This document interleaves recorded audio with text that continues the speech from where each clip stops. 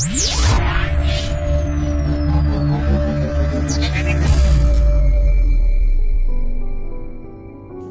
friends, welcome to Talk with Christie. On our channel today, we are discussing 10 signs of healthy parenting. Many times we know parents put in their best to ensure their children turn on right.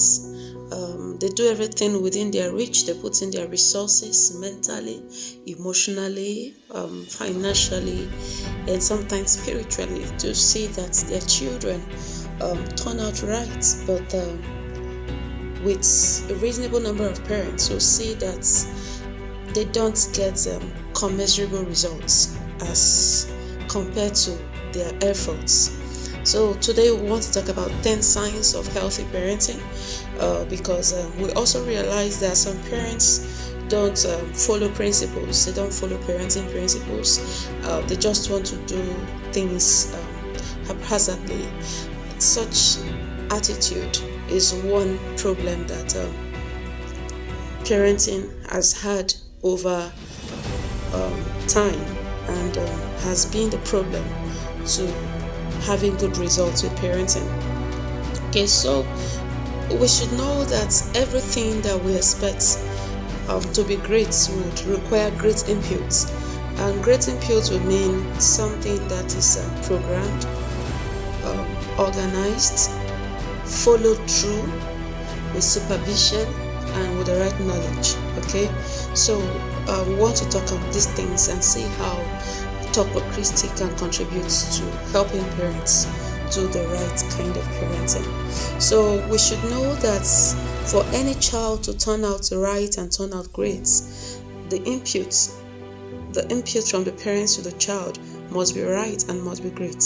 Okay, so great inputs and right inputs results to right upbringing and great results. So please do well to subscribe to our channel, do well to like this video, share it with your family and friends, and hit the notification bell so when next we upload, you're going to connect with us.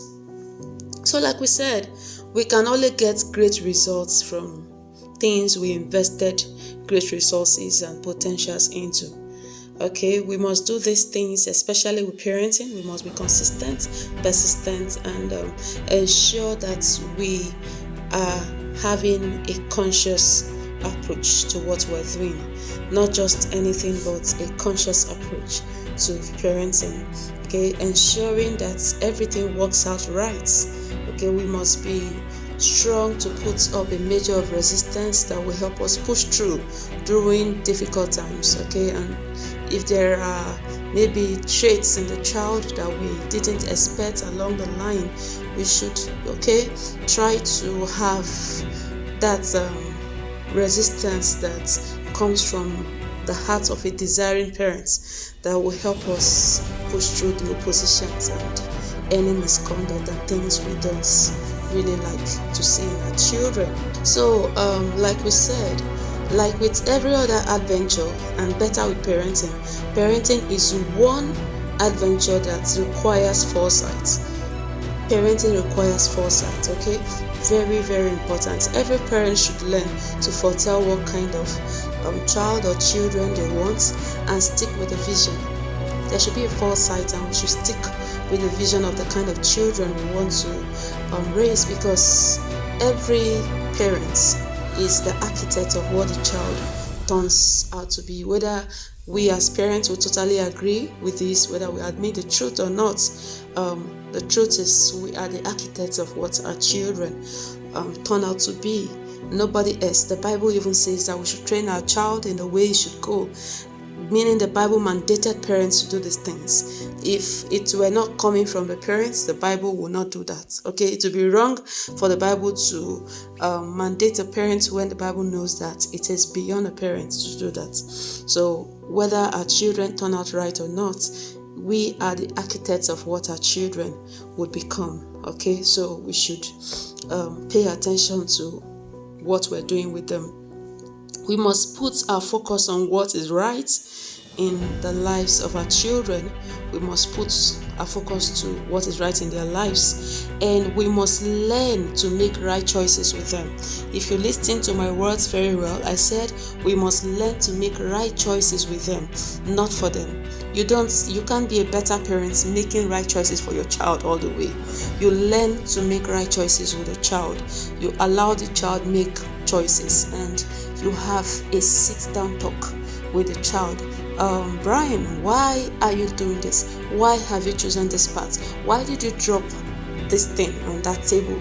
What are your reasons? You must learn to help the child make right choices. And as a parent, your decision, must also be proper, so the child can find it easy to pick from you.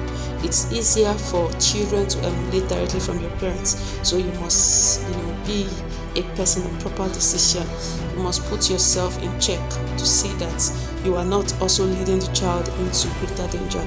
We must learn, I should say this, as parents, learning to be a bit more organized, more realistic, more optimistic, and being about our daily goals and purposes for living are some of the things and the traits that we exhibit amongst others that generally help our children to learn to become better persons and handle their lives more professionally.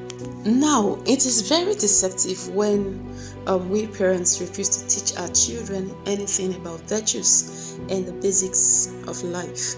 Such things are baffling. How a parent will just decide not to inquire or find out how to do parenting the proper way. The reason being that whether we teach our children anything or not, they will definitely get to learn.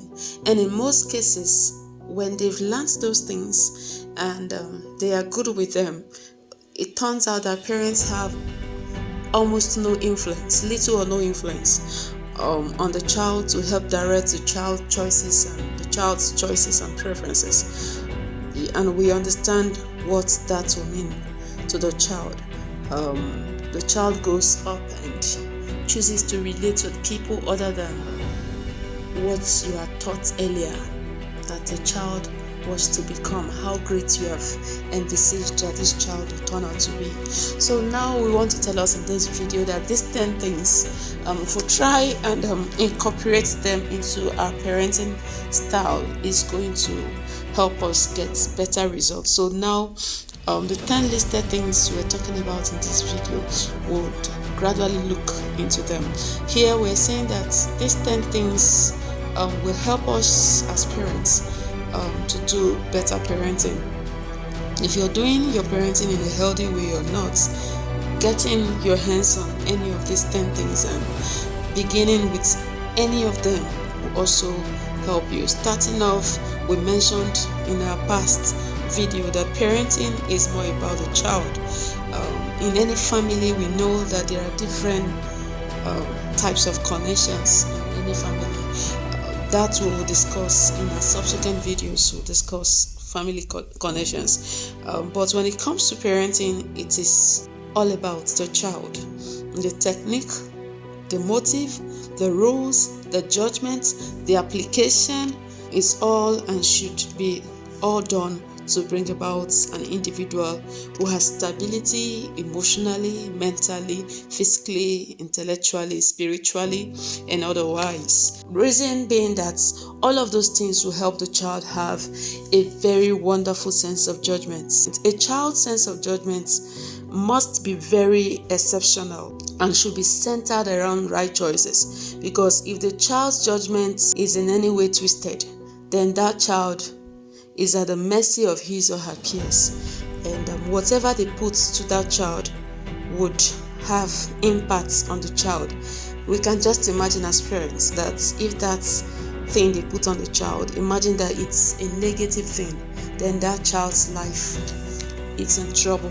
So we must be very careful as parents. Now, the 10 signs of healthy parenting, like the 10 styles that you incorporate into your parenting that makes it work, is that when your object for decision making, instruction, discipline and correction is for the well-being of the child and not for you, not for any selfish interest. Then you are doing a healthy parenting. The second one is when you as a parent, you are able to distinguish the thin line within provisions, affection, and the guiding power of a parent to his or her child.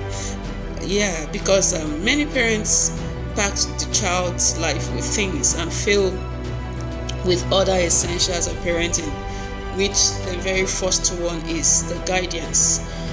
I may not be able to finish this very large topic here, but at least we have just mentioned it, that beyond your provision for the child, beyond the affection, let the affection not become insensibility.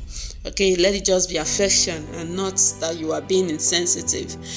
Try to be a guardian to your child. That's the second thing. Now, the third sign that you are doing healthy parenting is that you are ensuring that the child is growing every other day independently. Like every day the child is growing to be independent. At this point, parents need to be careful and not panic. Like the child should gain true independence.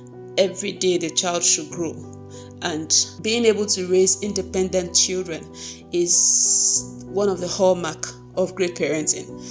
Just release yourself, release all the tension, release all the emotions, and allow the child grow and be independent. Many times, for instance, when your baby is trying to do a first walk, moreover in our today's world where everywhere is using a tiling system, you're concerned if the child can walk. But just imagine that, yes, as a mother, your heart, or as a father, your heart will ache that the child is going to slip off and hit his or her head on the floor.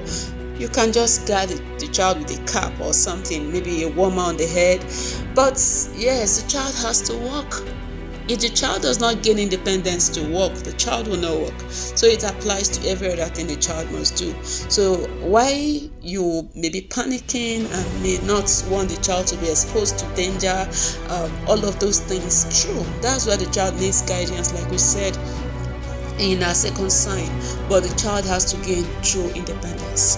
For the child to be better than you, the child has to gain true independence. The fourth thing is being able to discipline a child and achieve a genuine interface for communication within you and the child.